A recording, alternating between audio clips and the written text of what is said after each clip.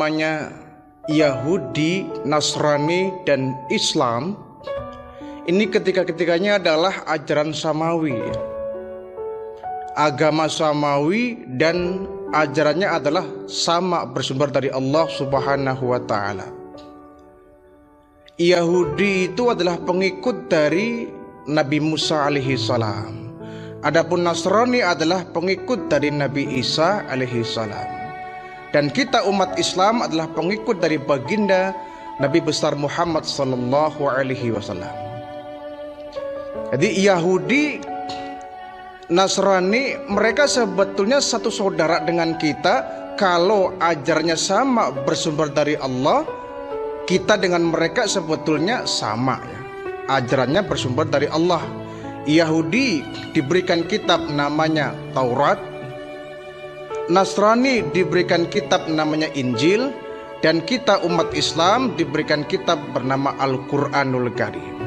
Ada 4 ya: Taurat, Zabur, Injil, dan Al-Quran. Ini kitab samawi yang bersumber dari Allah Subhanahu wa Ta'ala. Maka karena keempat kitab ini bersumber dari Allah, maka inti ajarannya adalah sama. Inti konten di dalam kitab itu sama karena bersumber dari Allah. Yang diajarkan dalam kitab Zabur, yang diajarkan dalam kitab Taurat, yang diajarkan dalam kitab Injil, dan yang ada dalam Al-Quran itu adalah sama.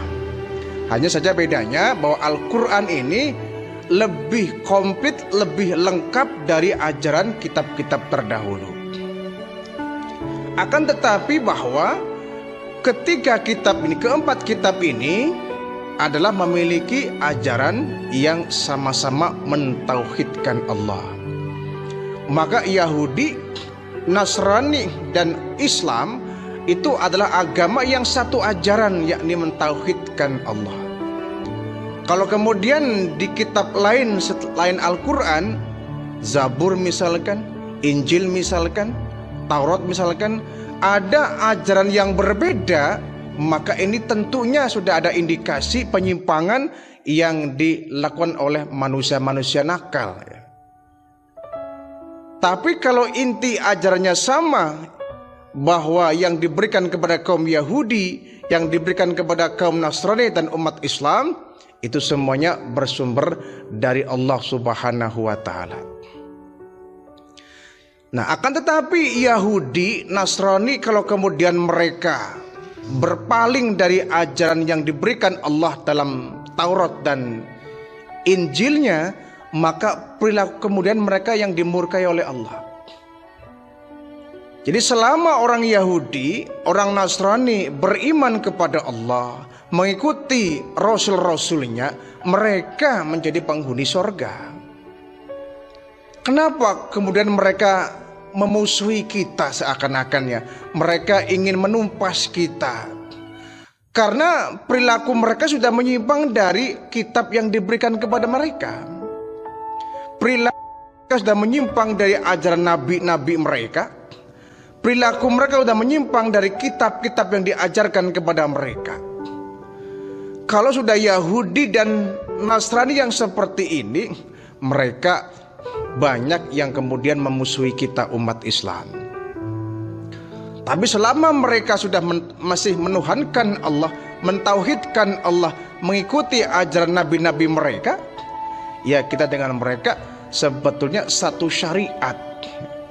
Hanya namanya beda, kita syariat Islam, mereka syariat Nasrani dan syariat Yahudi. Nah, Yahudi yang kemudian mengkhianati Nabi Musa, Yahudi yang kemudian mengkhianati Nabi Isa, yang perilaku mereka sudah menyimpang dari kitab yang diberikan kepada mereka, bahkan kitab yang aslinya sudah mereka buang dan mereka ganti. Ini Yahudi yang jahat. Jadi kalau kita bilang, adakah enggak Yahudi yang baik? Ya ada.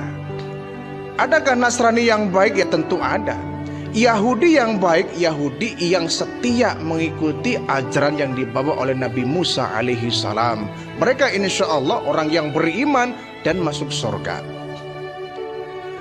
Orang Nasrani mereka yang setia kepada Injil yang diberikan kepada Nabi Isa alaihissalam, mereka beriman kepada Allah, mengikuti ajaran Nabi Isa, mereka Nasrani yang benar. Kalau mereka seperti itu, ya mereka tetap sama dengan kita, mereka masuk Islam. Pun demikian kita, ya, orang Islam, kalau kita konsisten istiqomah mengikuti ajaran baginda Rasul, mengamalkan Al-Quran, mengikuti syariatnya, ya kita insya Allah masuk surga, ya. Orang Yahudi bisa masuk surga, orang Nasrani bisa masuk surga, orang Islam bisa masuk surga, kalau selama mengikuti ajaran dari nabi-nabi mereka, mengikuti syariat yang diberikan kepada Allah Subhanahu wa Ta'ala. Ada satu cuplikan kecil, ya, ketika baginda Rasulullah sallallahu alaihi wasallam melaksanakan Isra dan Mi'raj, ya.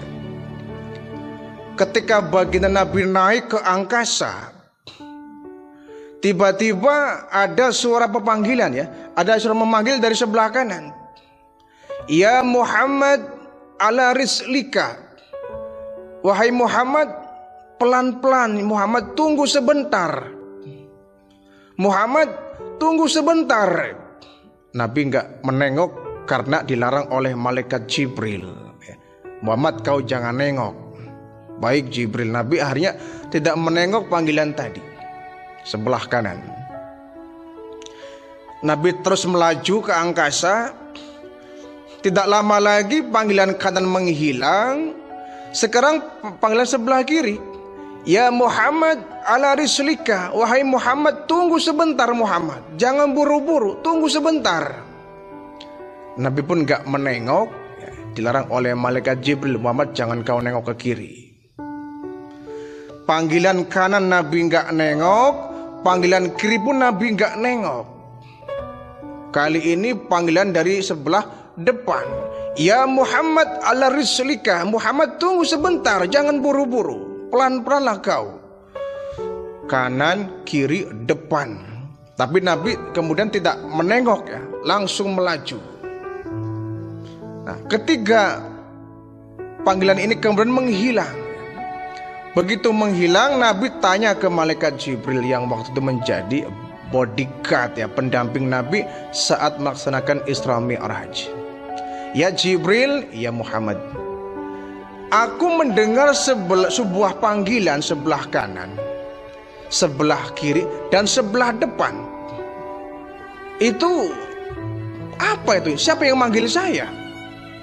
Wahai Muhammad, kau tadi dipanggil sebelah kanan. Iya. Itu adalah panggilan Yahudi. Panggilan Yahudi. Panggilan Yahudi Muhammad. Untung kau tidak nengok. Kalau kamu tadi nengok sebelah kanan, maka umatmu, umat Islam akan cenderung mengikuti gaya-gaya Yahudi. Oh gitu, iya. Lalu saya dipanggil sebelah kiri, itu siapa Jibril? Ya temannya Yahudi. Temannya Yahudi, iya. Siapa itu? Nasrani. Nasrani, iya. Kau tadi dipanggil sebelah kiri oleh Nasrani. Untung kau gak nengok sebelah kiri. Kalau kau nengok, maka umatmu akan cenderung mengikuti gaya-gaya Nasrani. Oh begitu, iya. Lah yang depan Jibril. Nah yang depan itu tadi ada seorang perempuan, perempuan tua, ya, nenek-nenek. Sudah sangat tua itu perempuan, tetapi menggunakan baju yang sangat menyolok, ya.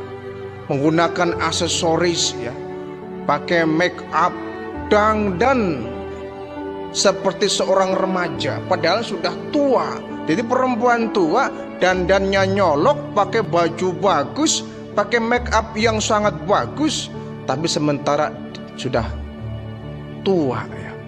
Nah itu siapa Jibril? Nah itu Muhammad. Itu sesungguhnya bukan orang, bukan jin, bukan pula malaikat. Siapa Jibril? Itu sungguhnya adalah gambaran dari bumi yang tiap hari kau injak. Bumi, iya. Bumi yang kau injak itu Muhammad, itu sudah sangat tua sekali. Sangat tua umurnya itu. Tetapi bumi yang kau injak semakin tua tapi semakin cantik. Semakin tua semakin dipoles, semakin tua semakin berdandan menyolok ya. Bumi ini kan semakin tua ya, tapi semakin tua justru bumi oleh manusia dipercantik luar biasa. Dulu belum ada lampu listrik seterang sekarang ya, paling-paling ada lampu minyak gitu. Sekarang lampu dengan berbagai variasi, dengan berbagai warna, dengan berbagai macam model, banyak itu temuan di mana-mana ya. Jadi bumi ini dipenuhi oleh lampu yang sangat cantik, dihiasi oleh taman-taman yang indah, gedung-gedung yang menjulang tinggi pencakar langit. Bumi semakin cantik. Bumi semakin cantik padahal umurnya sudah semakin tua. Untung kau tadi Muhammad nggak nengok. Emang kenapa Jibril? Kalau kau tadi menengok panggilan perempuan tua tadi yang ternyata adalah dunia, bumi yang kau pijak, maka umatmu akan cenderung mengikuti panggilan duniawi. Jadi dalam cuplikan ini ada 3 panggilan ya. Pertama panggilan Yahudi, yang kedua panggilan Nasrani, yang ketiga panggilan duniawi, materialistis ya. Ketiga panggilan ini kalau kita nggak kuat imannya, kita akan terbawa. Pertama panggilan Yahudi dan Nasrani ya. Kita tahu bahwa mereka itu sangat begitu luar biasa pengaruhnya dalam kehidupan kita umat Islam ya, terutama orang-orang Yahudi ini. Yahudi Barat orientalis, mereka begitu jenius luar biasa yang kita kadang-kadang tercak kagum dengan kepintaran mereka, dengan teknologi canggihnya, dengan ilmu pengetahuan yang luasnya.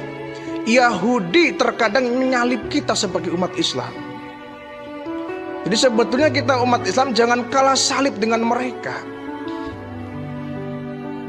Karena mereka bagaimanapun, Yahudi yang sekarang ya, kalau Yahudi yang dulu mah orang baik-baik. Yahudi Nasrani yang banyak memusuhi Islam ini, bahkan Al-Quran dalam Al-Baqarah ayat 120 menyatakan, walang tardo ankal yahudu walan nasara hatta tattabi'a millatahum. Ini Allah yang memberikan tahu ya. Sesungguhnya Yahudi Nasrani mereka tidak akan pernah ridho melihat Islam ini hatta tattabi'a millatahum, sampai kita mengikuti milah mereka. Milah tahum ya, milah mereka. Milah ini bisa ajaran, bisa juga budaya. Ini masuk dalam kategori milah, kebiasaan mereka. Yahudi Nasrani mereka selalu mencari jalan agar kita mengikuti mereka. Bahkan dulu ada satu kisah ya, bagaimana pengalihan kiblat. Jadi kiblat dulu umat Islam tuh bukan ke Ka'bah ya, tetapi ke Baitul Maqdis. Jadi sholatnya di zaman Nabi pernah ya, sholat dengan para sahabat yang oleh Allah Nabi dianjurkan, diperintahkan untuk menghadap bukan ke Ka'bah tapi ke Baitul Maqdis. Nah itu orang Yahudi, orang Nasrani tertawa itu. Wah, Muhammad katanya punya ajaran baru, kenapa ibadah yang ngikutin kami menghadap ke Baitul Maqdis? Tapi Nabi walaupun sholat menghadap Baitul Maqdis, Nabi tetap menghadap ke Ka'bah. Ke Ka'bah, hanya saja arahnya menghadap ke Baitul Maqdis, sehingga tidak terlalu menyolok banget Nabi kelihatan menghadap ke Baitul Maqdis. Dihina itu Nabi dengan para sahabat. Muhammad, kenapa kau ikuti kami? Kamu kan punya ajaran tersendiri ya. Jadilah diri sendiri Muhammad, kenapa ibadahnya ngikutin kami menghadap Baitul Maqdis? Nabi nggak bisa jawab, itu perintah Allah ya. Nabi selalu menghadap ke atas, ya Allah turunkan perintahmu ya Allah, turunkan perintahmu ya Allah, kembalikan kami untuk bisa menghadap Ka'bah. Nah akhirnya begitu lama itu, dalam waktu yang lama turunlah ayat perintah bahwa Nabi kemudian sekarang merubah arah kiblatnya, tidak lagi ke Baitul Maqdis tapi ke Ka'bah.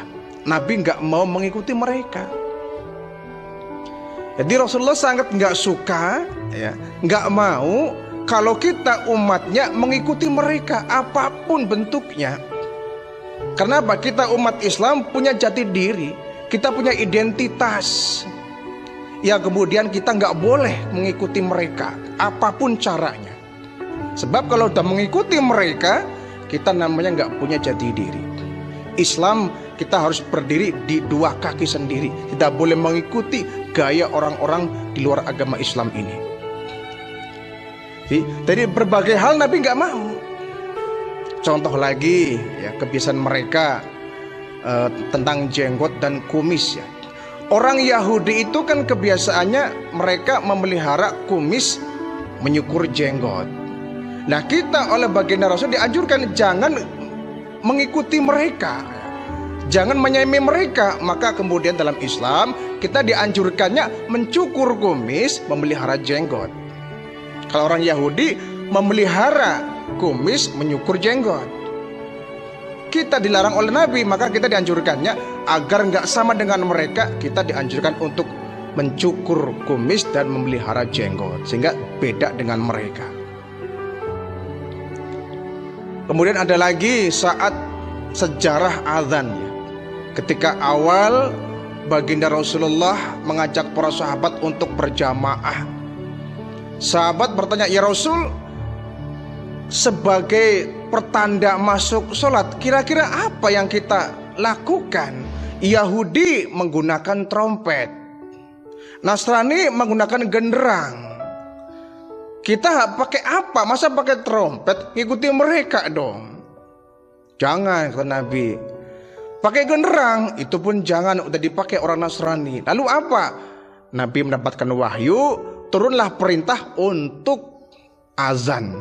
Jadi untuk membedakan ajaran mereka, kita mah nggak nabuh apa-apa. Ya nggak nabuh genderang, nggak nabuh trompet, tapi sebagai tanda waktu sholat kita adalah melantunkan azan. Maka sejak itu Bilal kemudian melantunkan azan. Ada satu lagi pertanyaan ya, kenapa sih Bilal yang ditunjuk Nabi langsung yang menjadi petugas azan? Kenapa nggak Nabi langsung? Kenapa Rasulullah nggak pernah azan? Seumur hidup Nabi nggak pernah azan ya. Ada sebagian riwayat yang menerangkan seperti itu. Nabi seumur hidup nggak pernah azan. Bilal terus yang sebagai petugas azan. Nabi nggak langsung azan sendiri. Nah, kemudian para mufassirin menafsirkan bahwa kenapa Rasulullah kemudian nggak pernah azan seumur hidupnya? Karena kalau sudah Nabi yang azan, kemudian ada perintah hayya 'alas shalah, hayu dirikan sholat. Itu berarti kan perintah itu turun dari baginda Rasul. Kalau itu perintah terucap dari bibir baginda Rasul, maka hukumnya dosa kalau ada orang yang berleha-leha tidak mau segera melaksanakan sholat. Jadi kalau sudah Nabi hayya 'alas shalah, itu para sahabat kemudian mereka berlarian ya, seumpama Nabi langsung yang memerintahkan, tidak ada alasan bagi mereka untuk menunda sholat. Apapun yang dihadapi tetap nggak boleh menunda sholat, maka hukumnya dosa ya. Dosa kalau ada orang yang azan, kalau Nabi langsung yang melantunkan, kemudian ada orang yang tidak langsung bergegas, sudah merupakan sebuah dosa. Tapi ketika yang mengumandangkan azan itu Bilal, itu bukan seorang nabi, maka orang kemudian bisa menunda sholatnya. Kalau memang dia sedang ada keperluan yang mendesak, sedang ada kesibukan yang sangat membelit, dia dapat dispensasi untuk bisa menunda sholat. Ketika terjepit ya, ketika darurat, orang kemudian boleh untuk menunda waktu sholat. Tapi kalau sudah yang menyeru Nabi hayya 'alas shalah, tidak ada lagi alasan mereka untuk menunda sholat, dan itu merupakan sebuah dosa besar. Kita nggak memenuhi panggilan Rasulullah. Itu sebabnya azan yang mengumandangkan bukan baginda Nabi, tapi yang mengumandangkan adalah Bilal, yang kebetulan Bilal pun memiliki keistimewaan bersuara bagus. Oleh Nabi ditunjuk sebagai seorang muadzin. Jadi Nabi nggak mau menyelisihi orang-orang Yahudi dan Nasrani. Ada lagi yaitu puasa Asyura ya. Puasa Asyura, puasa sunnah. Orang Yahudi, orang Nasrani sudah terbiasa ternyata mereka melaksanakan puasa Asyura tanggal 10 Muharram. Dari dulu mereka sudah terbiasa berpuasa ketika pada tanggal 10 Muharram atau Asyura ini. Kemudian sahabat nanya, "Ya Rasul, kita berpuasa juga di 10 Muharram?" "Iya. Tapi puasanya kita," kata Nabi, "jangan seperti mereka. Mereka tanggal 10 Muharram berpuasa. Kita pun berpuasa, hanya saja kita bedakan dengan mereka. Kalau mereka setiap tanggal 10 Muharramnya, kita bedakan dengan mereka. Tambah 10 Muharram atau 11 Muharram. Atau 9 Muharram, 10 Muharram. Atau 9 Muharram, 10 Muharram, dan 11 Muharram. Jadi ada tiga hari yang kita laksanakan puasa pada bulan Muharram. Agar apa? Agar kita berbeda dengan mereka, orang Yahudi, orang Nasrani. Jadi Nabi tidak mau kita umatnya mengikuti apapun dari cara ibadahnya, dari gaya hidupnya, dari budayanya, dari milahnya. Nabi melarang kita untuk mengikuti umat yang lain, Yahudi dan Nasrani. Walaupun kemudian Yahudi ini juga berasal dari Nabi Musa, Nasrani juga berasal dari Nabi Isa, tetap Nabi tidak mau kita umatnya mengikuti. Kita harus berdiri di atas syariat kita sendiri, yakni syariat Islam. Tidak boleh kita mengikuti syariat di luar agama Islam. Apalagi kalau sudah syariat Yahudi, syariat Nasrani sudah dilumuri oleh campur tangan manusia nakal, udah, artinya mereka sudah nggak murni lagi. Jadi kita harus tetap menjadi seorang muslim, berdiri di atas agama kita sendiri. Rasulullah pernah ya, satu saat beliau ada yang mengajak untuk MOU lah cara kita. "Wahai Muhammad, kenapa? Sudahlah, daripada kita permusuhan nggak ada ujungnya, bagaimana kalau kita kompromi saja? Kita kerjasama." Sama bagaimana kata Nabi? "Iya, kerjasama dalam penyembahan kepada Tuhan kita." Maksudnya bagaimana? Jadi okelah, hari ini saya akan menyembah Tuhanmu. Kami akan menyembah Tuhanmu. Tapi besok giliran kamu menyembah Tuhan yang saya sembah. Kan lebih enak kan begitu, kata mereka. Kita rukun sajalah, saling menyembah Tuhan kita masing-masing. Kau menyembah Tuhanku, aku menyembah Tuhanmu. Nanti besok giliran aku menyembah Tuhanmu. Besoknya lagi kamu menyembah Tuhanku. Kan lebih enak tuh begitu. Kemudian turunlah wahyu surat Al-Kafirun. Qul ya ayyuhal kafirun, katakan Muhammad kepada mereka, orang-orang kafir, orang-orang yang menutupi dirinya dari hidayah Allah. La a'budu ma ta'budun, sesungguhnya aku tidak akan mungkin menyembah Tuhan yang kalian sembah. Katakan kepada mereka, aku gak bakal menyembah Tuhan yang kalian sembah. Wala antum a'biduna ma a'bud, dan mereka juga gak akan pernah nyembah Tuhan yang kamu sembah. Katakan kepada mereka, karena mereka itu pendusta sebetulnya ya, hanya ingin menyeretmu Muhammad. Kalau kau menuruti kemauan mereka, kau menyembah Tuhan yang mereka sembah, maka hancurlah wibawamu, hancurlah misi dakwahmu. Mereka akan menghina kamu. Jadi katakan kepada mereka ya, bahwa aku gak akan mungkin menyembah Tuhan yang kalian sembah, dan kalian pun gak akan mungkin menyembah Tuhan yang aku sembah. Kemudian ditutup dengan satu pernyataan yang jelas, lakum dinukum waliyadin. Bagimu agamamu, bagiku agamaku. Bagimu ajaranmu, bagiku ajaranku. Bagimu Tuhanmu, bagiku Tuhanku. Kita masing-masing saja. Kita masing-masing saja. Tapi ini Yahudi yang sudah menyimpang ya. dan menyimpang dari ajaran Allah. Kalau Yahudi yang belum menyimpang, pengikut Nabi Musa, ya tetap Tuhan mereka Allah ya. Tuhan mereka Allah, Nabi mereka ya Nabi utusan Allah, bukan Nabi buat-buatan ya. Mereka tetap sebagai hamba Allah yang beriman. Tuhanmu, Tuhanmu, Tuhanku, Tuhanku, artinya Tuhan mereka dengan kita beda.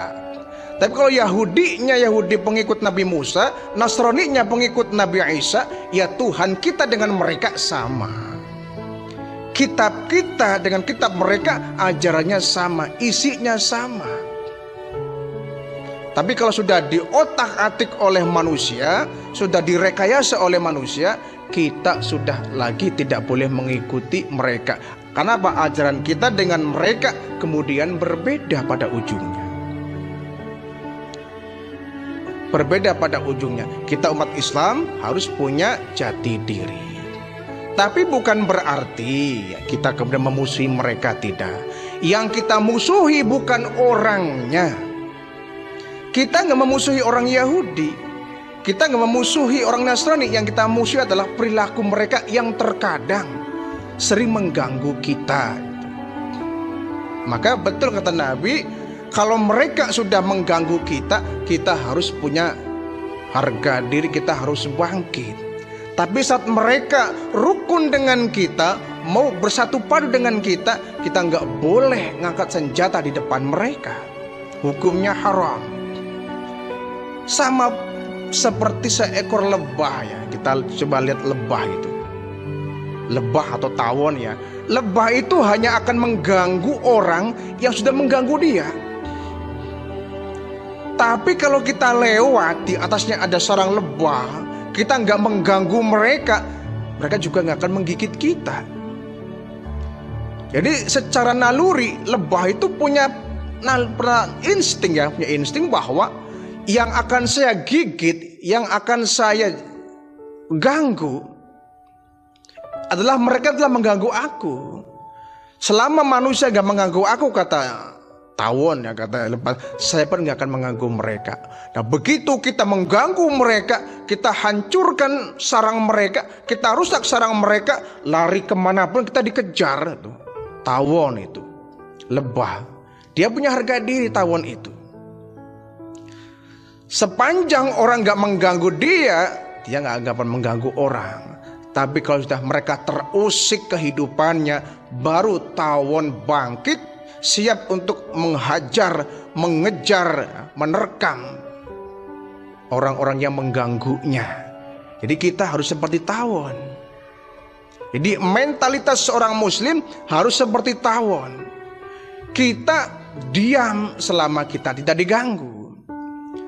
Jangan pernah kita nggak diganggu, kita yang mengganggu mereka, itu yang salah. Kita harus diam. Selama mereka nggak mengganggu kita, kita nggak boleh mengganggu.